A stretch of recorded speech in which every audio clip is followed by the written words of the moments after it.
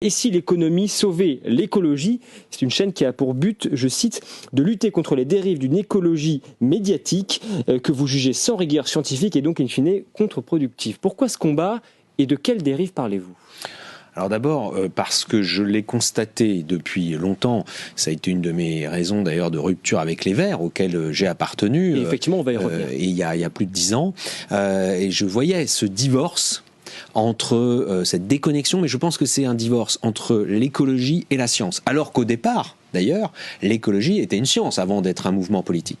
Et par ailleurs, je vois depuis quelques années, je l'ai vu quand j'étais ministre, évidemment, de l'Intérieur, j'ai envie de dire, à quel point nous avons des injonctions médiatiques qui sont martelées, vraiment des sortes de campagnes médiatiques alimentées en général par des ONG, c'est-à-dire des associations dont on ne questionne jamais ni la représentativité ni le sérieux, reprises ensuite par des politiques qui se sentent évidemment soit sommés de le faire, soit qui travaillent main dans la main, comme les politiques d'Europe Écologie Les Verts, et ça amène ensuite malheureusement parfois à prendre des décisions au minimum précipitées et souvent déplacées, c'est-à-dire que si on a un mauvais diagnostic, bah oui, si on a un mauvais diagnostic, on a des mauvaises décisions.